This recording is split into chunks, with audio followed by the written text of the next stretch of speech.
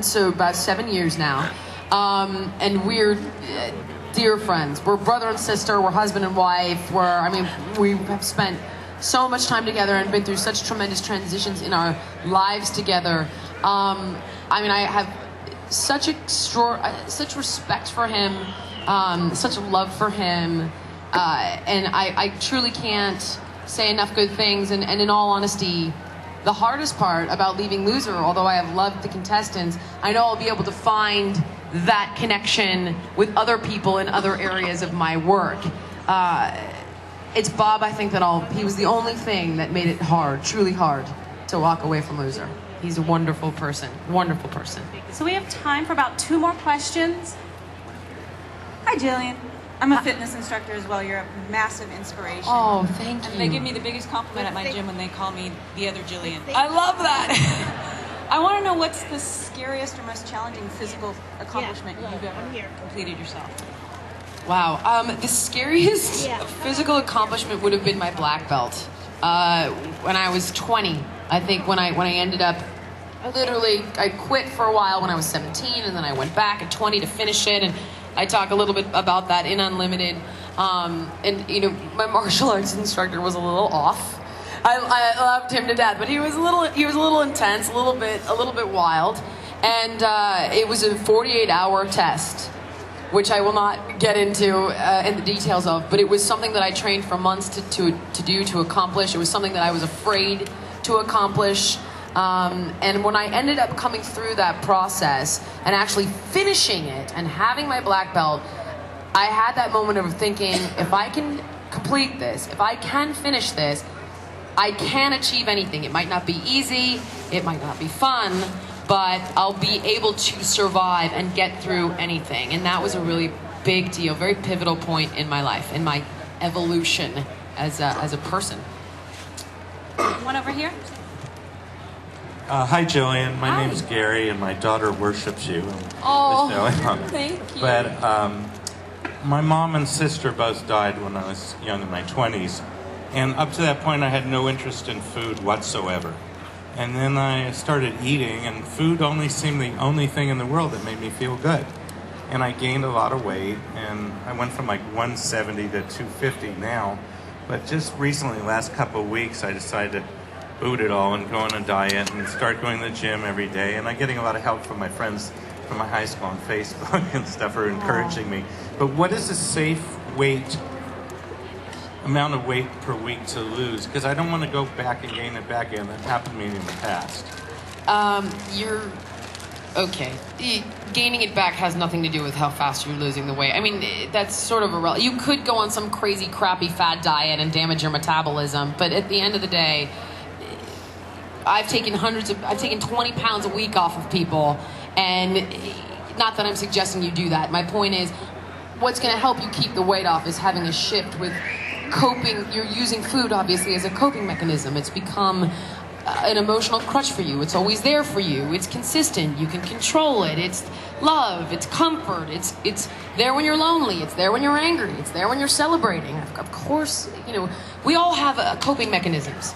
It's just that those of us who utilize food get to wear it, and everybody gets to see our issues, and we feel like, oh, I'm such a mess, and everyone can see it. The reality is, we all have issues. Some of us use food, some of us spend too much, some of us whatever. How much weight should you lose a week? Honestly, the answer, 2 pounds is what's realistic. If you count calories and you're eating right, here's my caveat. Don't go below 1,600 calories, and work out.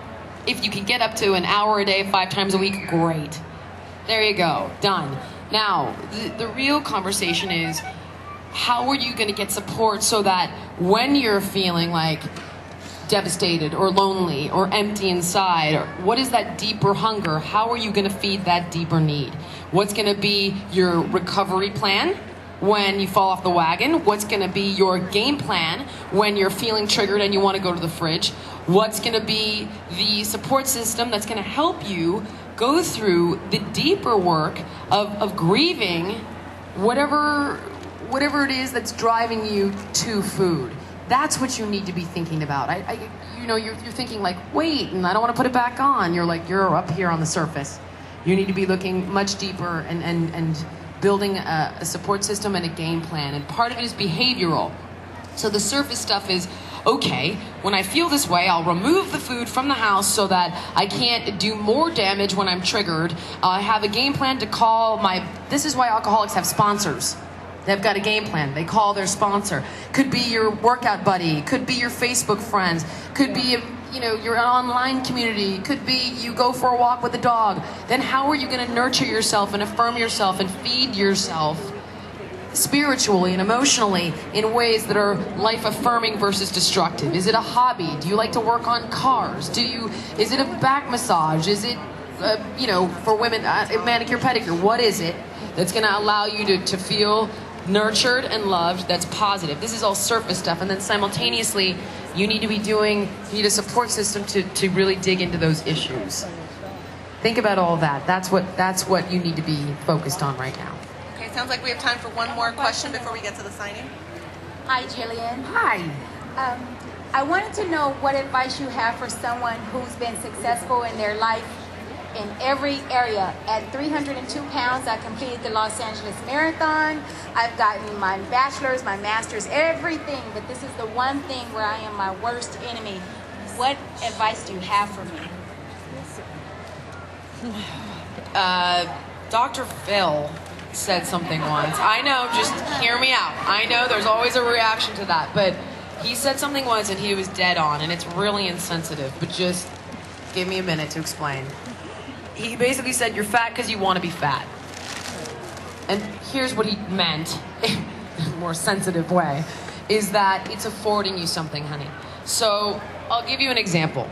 There was a contestant that I worked with on this season, Austin, and he was overweight. He came from an overweight family, and he went home for the holidays. His mother had gained more weight, and she was depressed, and she was feeling threatened that her husband and her son were outgrowing the dynamic, this unspoken agreement that they would all be unhealthy together and accept each other as is, and nobody would confront one another, and nobody would force the other one to look at their issues.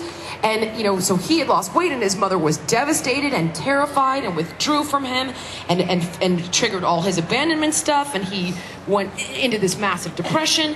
So what's the way to affording him? Well, it's affording him a status quo relationship at home. When he lost the weight, it was chaos, and everybody, the mother was by withdrawing, making him feel abandoned. So that's what the weight was affording him. Do you understand what I'm saying? So on some level, in his mind, if he had lost the weight, it would have threatened the whole dynamic with his parents and in his home. Same thing in every aspect. I have another person that I was working with recently, and her mother had always shamed her into, don't get too big for your britches. Don't forget about your sister. Don't think you're any more special than anyone else here. So in her mind, if she spread her wings too much, her mother would shame her, her mother would withdraw from her, her mother would abandon her. So she constantly is like, why is it that I always quit when I get to this point?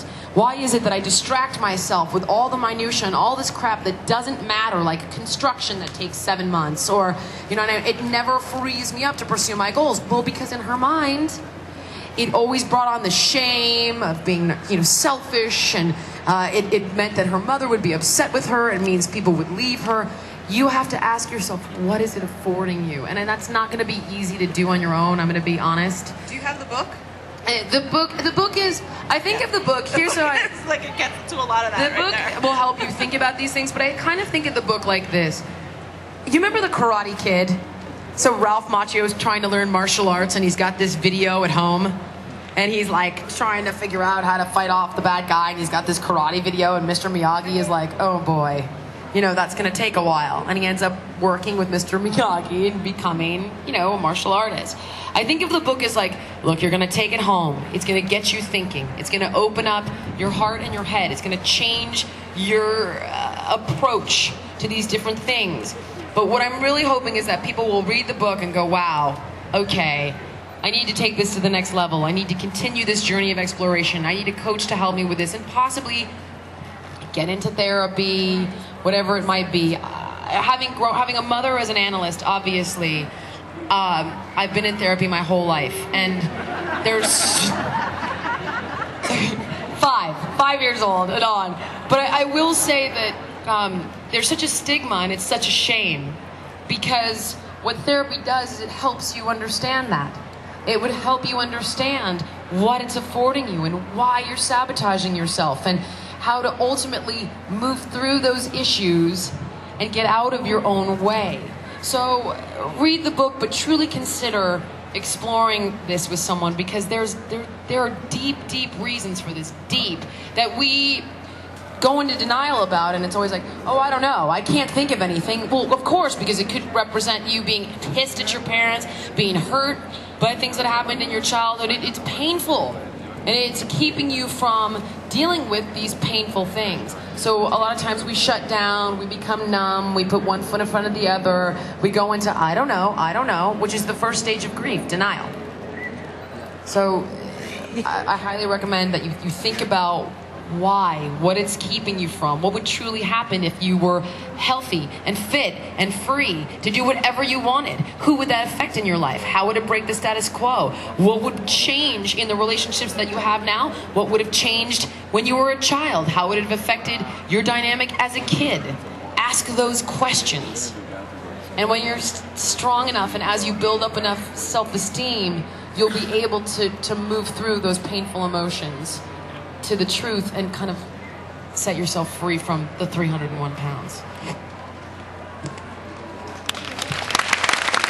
I first applaud. She's like, you should clap. Jillian, thank you very much. Thank you very much. Thank you. Thank you, guys.